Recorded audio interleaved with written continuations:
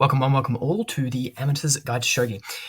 Today we're back with the 2021 Kisei Title Match between Akira Watanabe and Sota Fujii. This is game 2, which was played a couple months ago, I think, at the time of this recording anyway. If you haven't watched the first one, it is up on my channel. There should be a playlist with professional games. It is in there. This time I've done a little bit more analysis, a few lines, and I've written down some notes, which is much more preparation than I had last time because I wasn't expecting as much reception on the channel as I actually got. So I'm happy with all of that. Thank you very much for watching. Right, so let's get into it. I've brought up this menu here just to obscure all of the moves so that you can't see the lines. If I throw a question at you, you can try and answer it yourself instead of looking ahead. And yeah, I think that's it. Let's get going. It's 4 hours on the clock.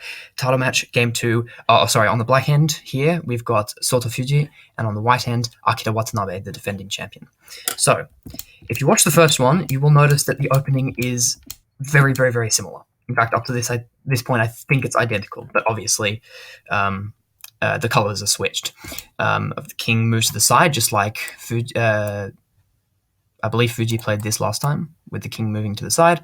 Or was it Watanabe? I can't remember. One of them played straight up, and one of them played to the side.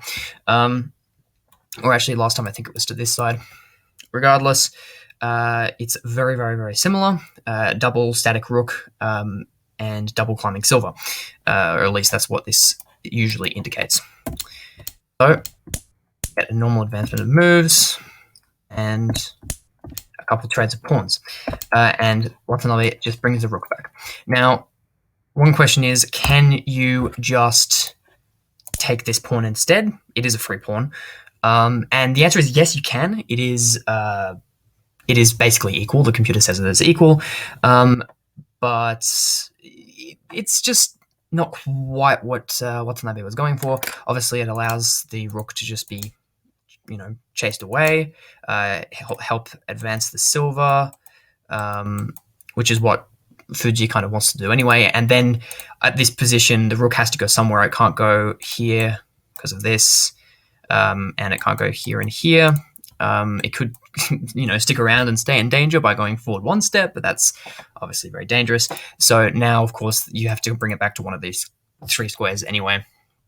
And that's where it was before, and also, he kind of just wants to play climbing silver, so he wants the rook back on its home square. So, yeah, you could play into this line, and the computer still says it's equal, but he prefers to just bring it back. Okay, move 20.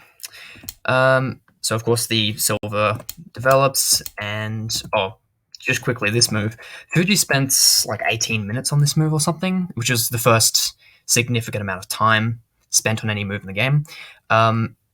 And you may be thinking, well, this follow-up seems pretty obvious. Develop a bishop, kick the rook again, and he's wasted 2 moves where he could have just brought it way back to begin with, losing a tempo there. Why he brought it back to here specifically, I'm not sure. It's probably some sort of Joseki, and he was just deciding which Joseki to play. I don't have access to most of the modern Josekis, so unfortunately I can't tell you for sure if it is. But I was thinking maybe bring it back to here or here, which he ends up having to do anyway after it gets kicked by the bishop. But anyway, that's what happens. What move are we on? 25. So, obviously climbing silver, which was the original plan. Oh, and this tempo is back anyway. Or it would be if you took, because you would have gone from here to here and then here to here. So obviously Fujii goes for the trade of bishops and immediately places the bishop targeting this weak pawn, which is not being protected. So the question here is, do you protect this pawn? Do you lift either the king or the gold? I mean, hopefully it shouldn't take you too long. If you're very much a beginner, then I'll go through it. Bringing your king up is just never, or very rarely, a good idea, especially to protect a pawn. This is not chess. Pawns are not that important. You can definitely bring the gold And you'll see this in a number of moves' time, why he didn't bring the gold, and he just let this pawn be captured, and instead just develops as silver. So this is fine. He just lets the pawn be captured, and doesn't protect it for a very good reason, which you will see momentarily. I think we're getting close to my first... we've passed it, actually. Move 29. So the first... I've written down a bunch of timings here of how much time they actually had at certain times throughout the game. At move 29, Fujii playing here on the black hand, was down by 50 minutes on the clock. Not as in he'd spent 50 minutes, as in he had 50 minutes less time left than Akira Watanabe. And by move 35, which we will hit here, Fujii was down by an hour. So just to give you some context, and once again, they only have 4 hours on the clock each. So for Fujii to already be down an hour on the clock is quite a big deal. And I'll try and keep track of the timings that they each had as they go along, because one, it sheds insight into the crazy end game, and two, it's just kind of interesting to know exactly what was happening while this game was being played. Anyway, so of course this gold was completely undefended, so he brings it in. And we get, as you will see, this... Whoops. X this pawn. Actually, because he immediately moves the silver to a different position. I believe this is the reclining silver position. Correct me if I'm wrong. Obviously, that hangs a pawn, and Fujii just takes it. And then Fujii just decides, you know what? You gave me a free pawn with my bishop. I'll give you a free pawn with your bishop. And he just ignores this pawn here. Except, of course, that wasn't actually what Watanabe was aiming for. He was, in fact, defending this pawn from the bishop, because the bishop could, if this, then this, obviously. And that is way better for black here. So, yeah, I was just joking. This is not a hung pawn, because you need to defend this. And you'll notice here that Fujii is he's very extended. And this, to be honest, looks kind of silly as a setup. He's just advancing all the pawns, and he's still got his king in the center square and generals all over the place. It's just a little bit weird. But you know what? He's the best player in the world, so we're just gonna accept it. Anyway, and now we'll see the reason why Watanabe didn't defend that pawn way back when. Here's the reason. He's built, if you can see it upside down, Yagata Castle. This formation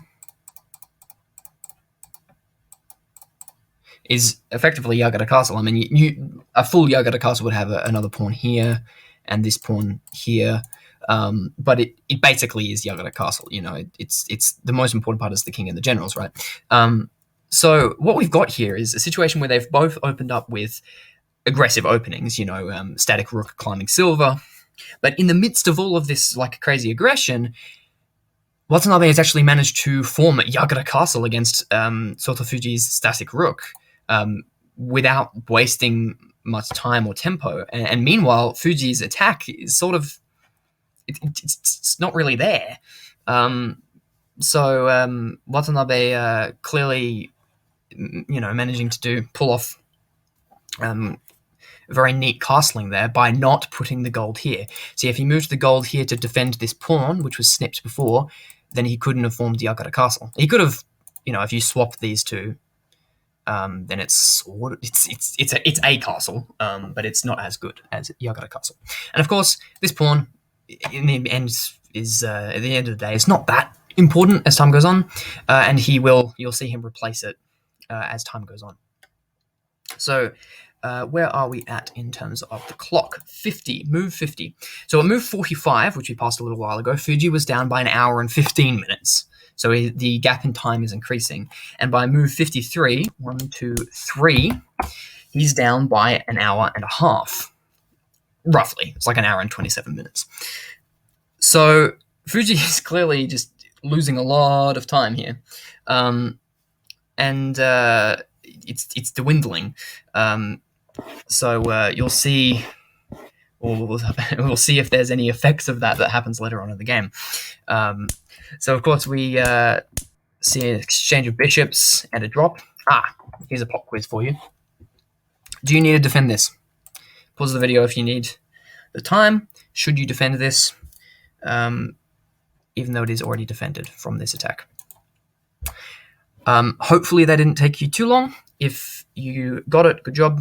If you didn't, then that's okay. Yes, you basically do. With this gold, which is what Fujii does.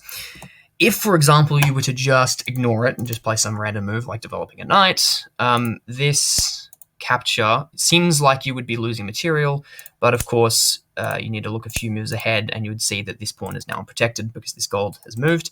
And now this is hit, and that's hitting with check, and they've promoted a dragon. So, of course, getting a silver in exchange for a bishop and promoting a dragon, that's a good trade, especially when it hits two more things.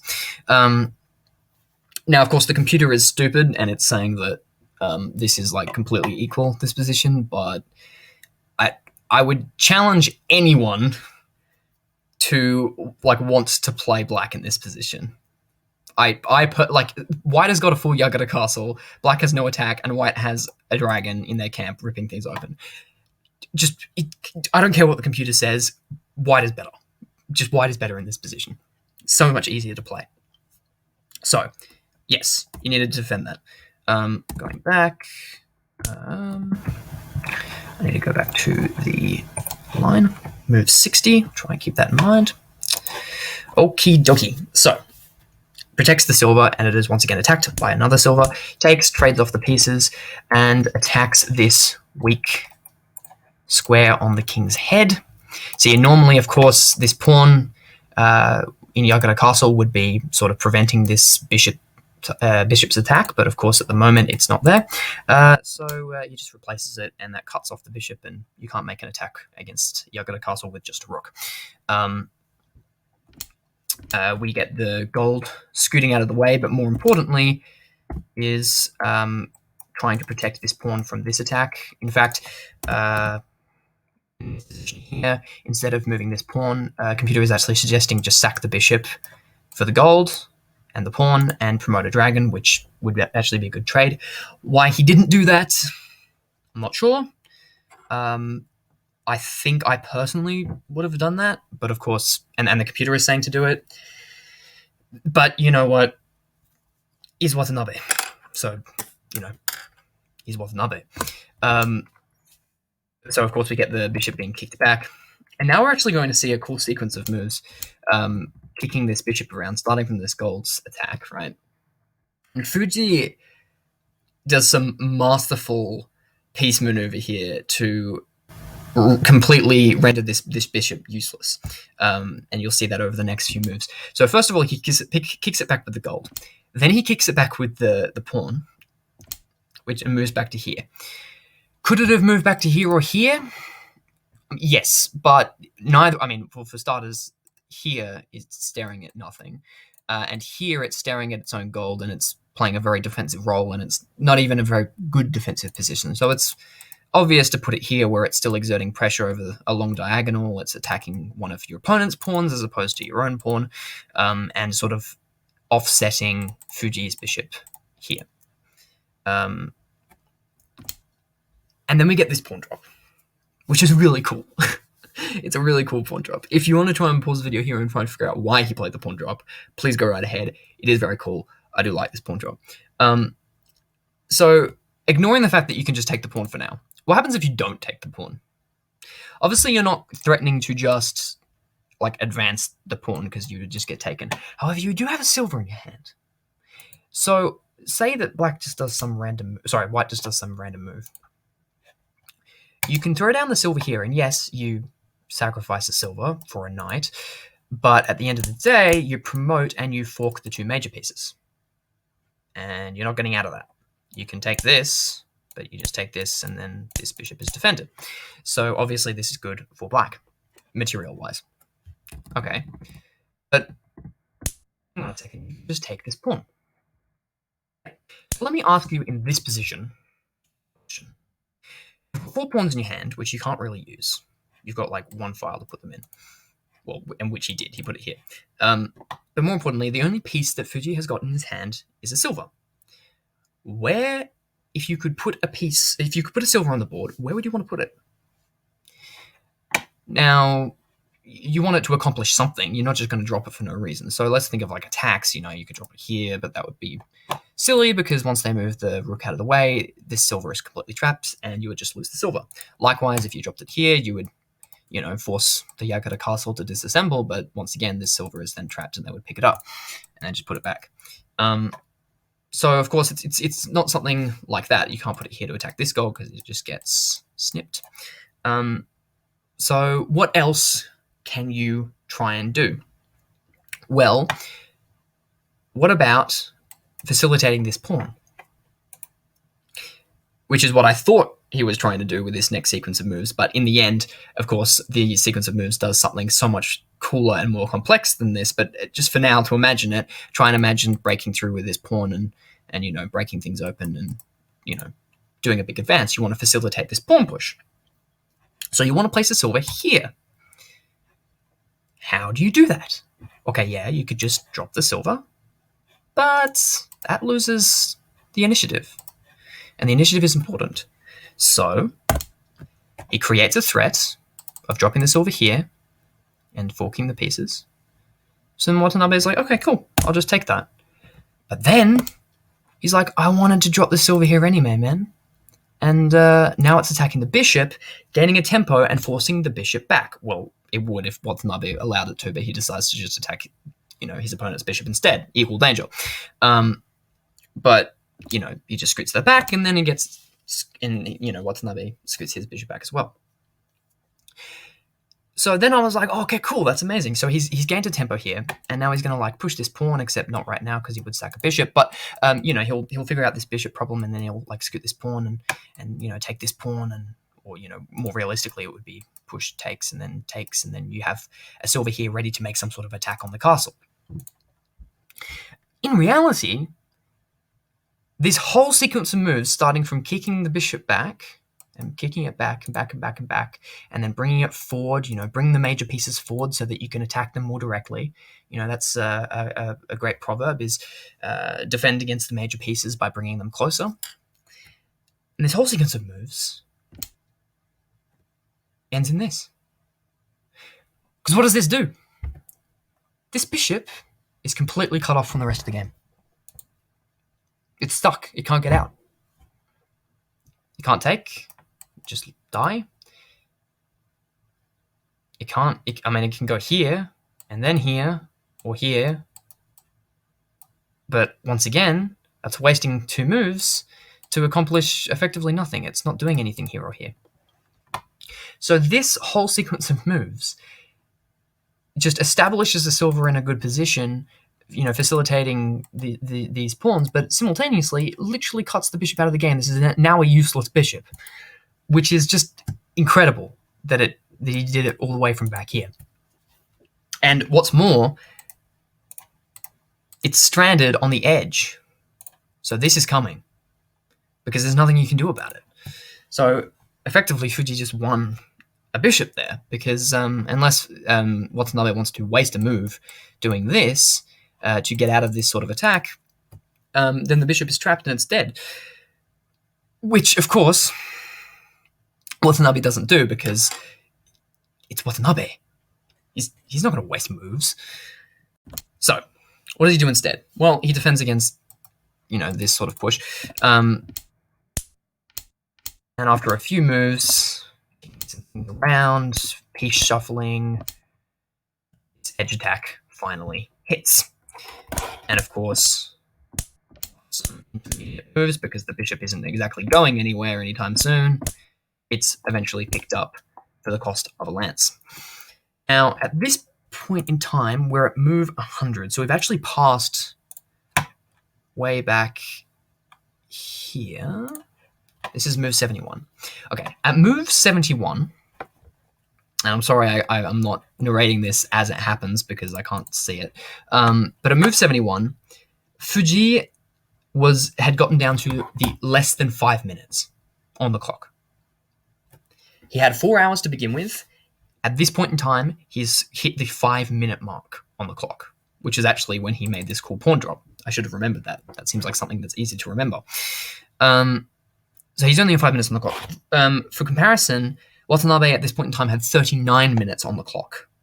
Big difference there. I mean, Fujii's closed the gap a little bit when he was down an hour and a half earlier on in the game, but still more than half an hour difference when he's only got 5 minutes on the clock, and he's playing effectively in blitz. So all of this piece maneuver and shuffling, and eventually winning this bishop,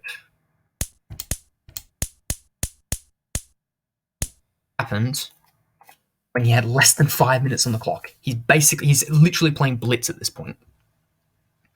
And okay, well, no, I'll keep you in suspense. Move 124 is the next big moment for the clock, but let's just keep going through the game. I'll close this. So we get a double striking pawn to bring the rook forward 2 steps. Obviously, it cannot take this second pawn because it is defended. Establishing a pawn there and kicking the rook back. We get another double striking pawn to bring both of these generals forward by 1 square, which, as you can see, has basically completely disassembled the castle, which is obviously what you want to try and do. And he sacrificed the pawn. Well, to be honest, I think it's just low time. He was just playing a move where, there was basically only one move to calculate, and that was, you basically have to just take this, which he does, and then he places another bishop, so they're both aiming at the square. But more importantly, this bishop, once it moves, will promote, and it's also aiming, of course, at this gold, which is currently free. It's a free gold. So, of course, Watanabe doesn't allow that. Forked in the center, but it is an equal trade of generals. And finally, that bishop promotes. Now, are we at 124? We've just passed. Okay, 124 at this point in time.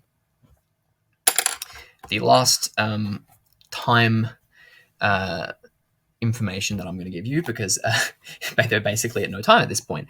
At this moment in time, so basically, remember, move 71 was when Fujii hit 5 minutes. So we've gone basically 50 moves since then.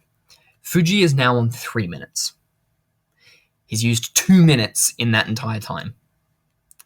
Watanabe is on 1 minute.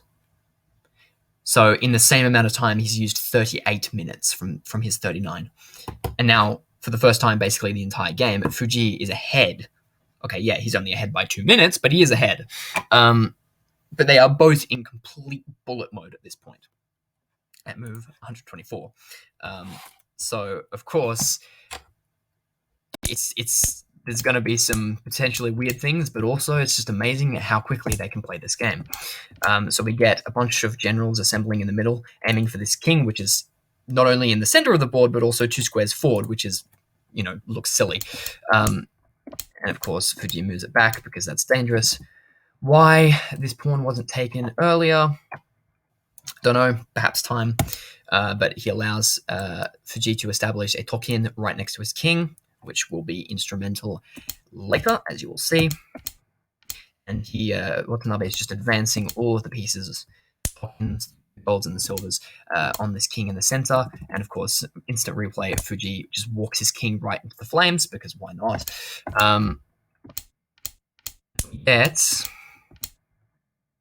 Sorry, that was an interesting and instructive move. Why did Watanabe not just take this free silver? Because it is free. There's nothing protecting it. Why doesn't he do it? Little pop quiz. So hopefully you figured that out, or pause the video, or whatever.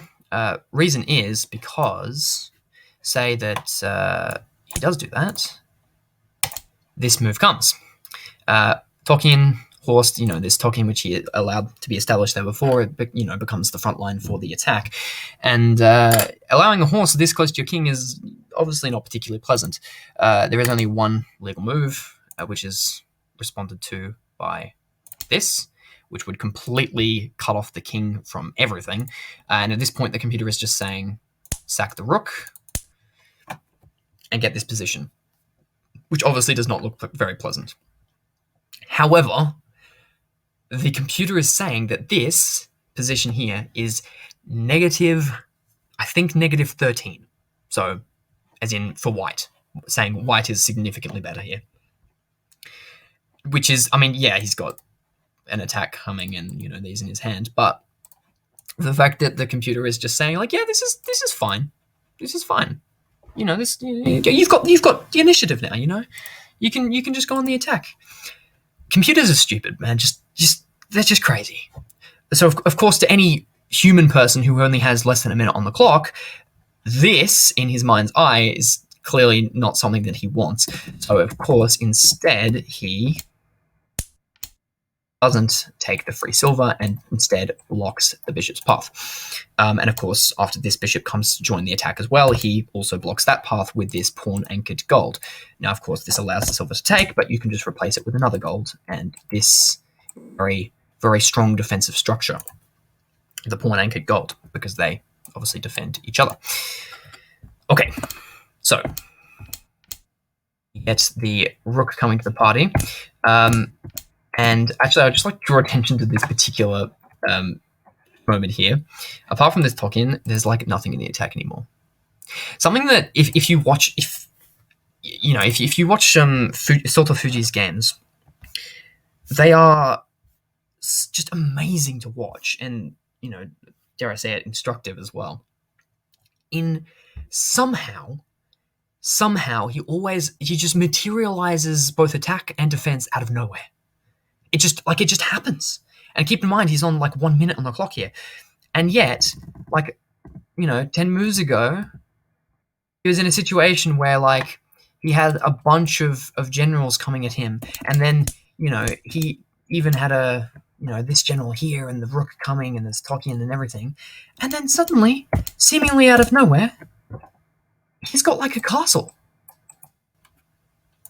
It's a bit of a weird castle, made up of mostly major pieces, but, like, the attack's gone. Somehow, he materializes a defense out of nowhere. He just builds a castle overnight. What was that? Like Hideyoshi, you know, in the From the Sengoku Jidai. It's just amazing to see how he just pulls this stuff off, and it just happens. And he does this with attacks a lot too, where he's just like, he's got no attack, and then suddenly he has an attack, and it's like, how did that happen? Certainly, you know, the reason why he is, you know, arguably the best player in the world, if not ever. Anyway, continuing on, he mobilizes the rook, but he doesn't need it because of this Tokin. Of course, if you allow a Tokin this close to your king, it's always going to be bad news. King moves to the side, Tokin takes, silver takes, gold drop, and Akira Watanabe resigns. I'll show you the final position here. It is plus 48.8, which is, as I've said before on this channel, basically computer speak for, it's basically mate, except not forced. Yeah, it's not a good position. Although, to be fair, you know, only for very strong players is this a resign-worthy position. Like, if you're a beginner, just run. Like, run and you'll be fine. You've got three options here, and like, you can just, you know, you can bolt in this direction, and hide behind your rook. But regardless, it's still most definitely not a good position, because as I was saying before, you know, Fujii this entire time has had his king in the center and just been completely open, while Watanabe has had a fully formed Yagura castle, right?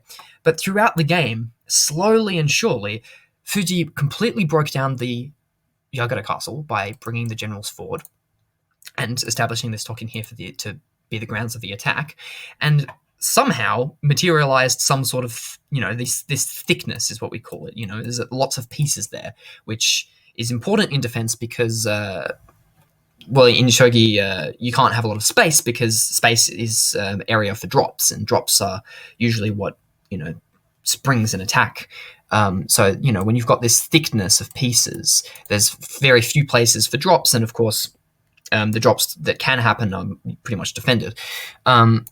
So somehow Fujii, completely down on the clock by more than an hour and a half at one point in this game, and playing on bullet time for like almost half the number of moves, somehow in all of that manages to form a defense and completely break down this Yagata castle just completely seamlessly. Feel free to go back through the game yourself and try and figure out the details of how he managed to do that, but I just find it gobsmacking. And that's, of course, is the end. That concludes our this little recap. I hope you enjoyed. This is the second match in the Kisei Title Match 2021, and of course that means that the current score after this game is 2-0 to Sota Fujii, the challenger. Very impressive from such a young man. I think he's only like 18 or something this year, or 19. And Watanabe has been around for a long time and has won many major titles. So, very impressive, and I hope to see you all next time. Thanks for watching.